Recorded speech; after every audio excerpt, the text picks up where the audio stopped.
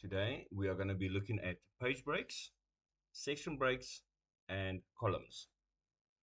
Alrighty, to get to our page breaks, our section breaks, and our columns, we need to go to the Layout tab at the top of our Word document. In our first group, our page setup, we have our columns, and next to that we have our breaks. So let's have a look at our breaks. Our first one is the page break. Mark the point at which one page ends and the next page begins. The next page break is a column, indicates that the text following the column break will begin in the next column. We're going to have a look at columns a little bit later on. Text wrapping, separate text around objects on web pages, such as caption text from body text. We're not really going to be focusing on that one today. Let's have a look at our section breaks. That's going to be the big one. Next page, section break. Insert a section break and start the new section on the next page. Continuous break, section break. Insert a section break and start the new section on the same page. This is the one that we're most likely going to use most often. Even page, section break. Insert a section break and start the new section on the next even numbered page. And the odd page, insert a section break and start the new section on the next odd numbered page. So you'll most likely use the even or odd section breaks when writing books and starting new chapters. Before we get into demonstration of these, let's have a look at what page breaks are. So page breaks are essentially taking your document, your page, and breaking it up into different sections. All right, so every time you create a page break, it creates a new section for your document. Example, my first section could have my standard text, which is also known as a one column layout. My section 2 could have 2 or more columns inside of it. And then I'd create a new section break and I could go back to a one column layout. Now you're probably wondering, what is a one column layout in Word? So let's go and have a look at a one column layout. So if I just come to my chapter 1 over here and I select my paragraph and I come to my columns, you'll see that the one column layout has been selected. That is the default for Word. Alrighty. Let's start off with our first break that I want to discuss, and that is the page break. Alrighty. Page break, let's go to chapter 3. Alright. Now I have text above chapter 3, I have text below chapter 3, but I would like chapter 3 to start on a new page. So by default, we would normally go and press enter until we get to a new page. And there we go. So that looks quite tidy. That looks nice. All right. But what is the problem with that? What if I were to go and add extra text in there? So let's quickly add in some extra random text. Now, let's see what's happened to my chapter 3. Now it's moved down relative to the additional text that I've added in there. So let's undo that. And let's bring my chapter 3 back. Whoops. My chapter 3 back up. Come on. Let's bring it back up to this place. And let's try something else. So to prevent such a thing from happening and you having to go back and realign all your chapters later on, what you could do, simply come to your chapter 3, click on it at the beginning of the text, and you can come to your breaks, your page break, and you would select the page break over there, the first one. Mark the point at which one page ends and the next page begins. So we click on that, and now it's automatically moved down. Let's quickly undo that for a moment. I just want to show you something that's on the home page. All right, over here under the paragraph group, there's a hide show hide button. You can use this to view all the changes that you've done to your document, such as enters, spaces, tabs, all that. So let's switch that on. All right, and I can see that I've gone over to new line. There's a line over there. That's the end of my document, and I've gone over to new line. So I've pressed enter in those places over there. So if I were to press enter while having my show hide on, I can see that I'm pressing enter there the whole time. Let's take those away. Let's go back to the layout tab, and let's do a page break over here.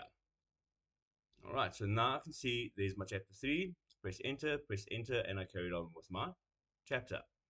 But instead of having a whole lot of enters covering my page, I now have a page break appearing over there. So if I were to switch the show hide off, I wouldn't see it anymore. But if I go and add text into this document now like I did before, where it previously moved my chapter 3 down, let's see what it'll do now. So let's add some random text in here. All right, so there's my random text added. As you can see, the space is a lot less over here, but my chapter 3 is still in the same place. Now you're asking, what happens if I keep doing enough text that it goes over onto another page? Is this just going to drop down below it, or what's going to happen to it? Well, let's have a look at that. So let's add a little bit more random text on. Okay, and enter. Now it's gone past that page. It's gone into the next page where chapter 3 was. Now, most of us would assume that chapter 3 would just be directly under this text, but it's not. Okay, it is on the next page again. So it'll keep moving to the next page.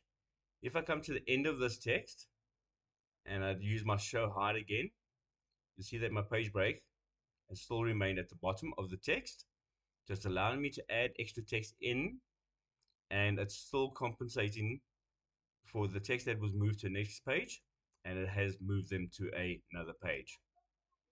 All right, so let's switch that off again. And that is your page break. So your page break you generally use when you want to move, when you want your text to start on a new line.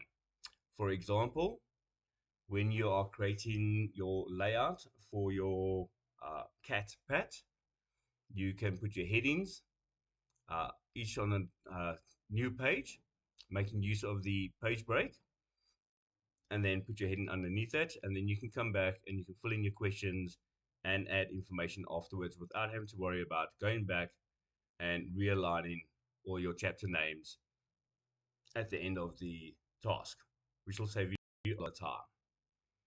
All right, so the next one that I want to look at, coming back to my breaks over here, is my continuous section break. All right, so what I'm going to do is go to my chapter 2. Just above my chapter 2, I have my standard text, then I have contact details, and they're all in the left over here. But let's say I wanted them across 2 columns, all right, and I want to do some formatting. I'm not too worried about the formatting right now, but I want it across 2 columns. Now, how am I going to do that? Well, there's a very complicated way that I could use my tabs, and I could just space everything out, or I could simply, at the end of my paragraphs, where I want my single column text to stop so that I can create a multiple column section, I'll just place my cursor over there. On my layout tab, I will come to my breaks and I will go down to continuous section break and I'll select that. As you can see, it's placed a cursor at the beginning over there. And at the moment, my text underneath that is still in a single column for layout. So if I click on my columns, you can see that it's still on a single column. I want to change that to a 2-column layout. So I'm going to come to columns. I'm going to select 2. All right. And as you can see, it's already gone, taken all my information, it's gone and put it into two different columns over there. But we will sort that out in a moment. To be able to move all my additional text outside of my columns back to normal, I need to come to the beginning of where that text is supposed to start, and I need to add in another section, continuous section break. So we'll click on that, but unfortunately it's still in a 2-column format. So I need to change my columns as well. So I'm going to change that back to 1. Righty, so now I can see over here. Let me just get rid of some of the space over here. There we go. That I now have 2 columns over there. If for some other reason I wanted my email to be on that side as well, I could make use of a column break. Now I know this is not going to be very tidy and things like that, but I just want to demonstrate this. So I'll click just before the email, so my cursor blinks over there, come to my breaks, and I'll use the column break. Indicates that the text following the column break will begin in the next column. So if I click on that, now it's just my contact over there, and my email has automatically jumped across to that side over there. So what have we done so far? We've created a section break at this point over here. We've created a section break just before the chapter 2. So basically at the end of my 2000 over there. In this middle section, I've gone and created 2 columns, and I've gone and created a column break. So let's go back to the home tab, and let's switch on the show hide to see everything that we've done. So here's my section break, telling me it's continuous, which means I'm carrying on the same page. Then I have information in my first column. I created a column break, okay, so that the information would stop appearing on this side and automatically move across to that side. Then at the end of that information, I created another section break. Either you can say either at the end of this or before this information, but there is a section break that is continuous, which means I still want to continue on the same page. And then I also went and changed my text back to a single column layout. Just note that when you have created columns and you do a section break, the text after the section break will still retain the properties of the columns from the previous section until you go and change them to something else. As I did in this example, from a 2-column back to a 1-column over here. If for some other reason you want to get rid of a break, whether it be a section break or a column break or even a page break, all you need to do is come to the beginning of the break, okay, and click the delete button. And there we go. That break is gone. But we're to do the same, let's say for over here. Now we would make those part of the columns again and delete. Okay, no, that's making it a 1-column, sorry. Let's try something else over here.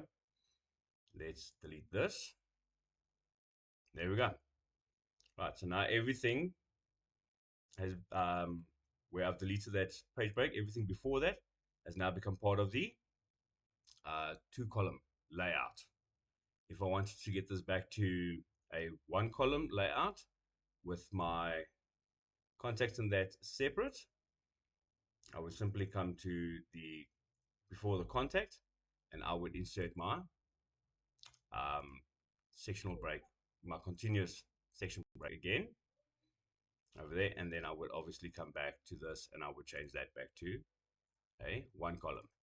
So just be very, very careful when deleting section breaks, because they can very, very quickly go and confuse things for you as to the layout with regards to the quantity of columns that are available over there.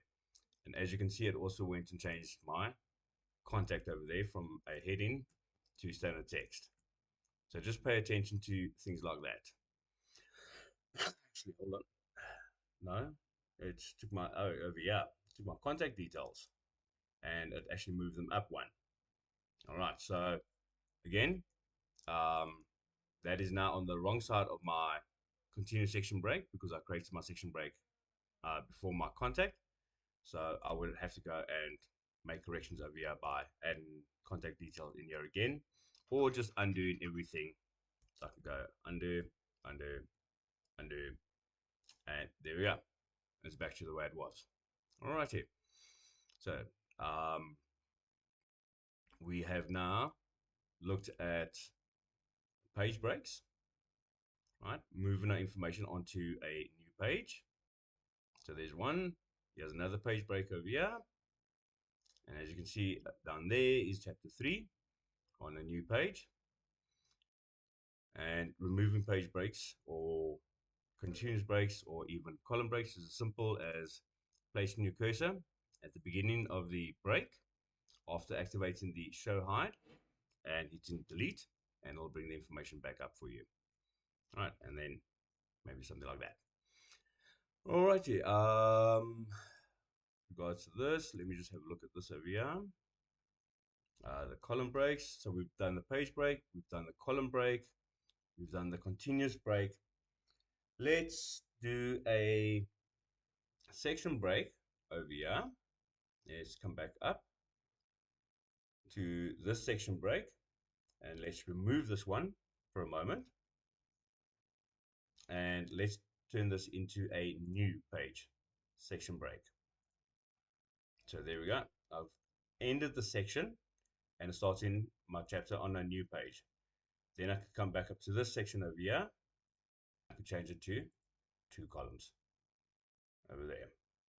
And as you can see, because there's nothing underneath it, it's in 1 column for now. So I could purposely go and maybe select my address and I could add in a column break just to move it across. Okay, and there we go. It looks a little bit tidier over there. I hope this helps you. I will be attaching this document in the description, so feel free to download it. Remember to use the show hide to view the different breaks, and let me know if you have any questions.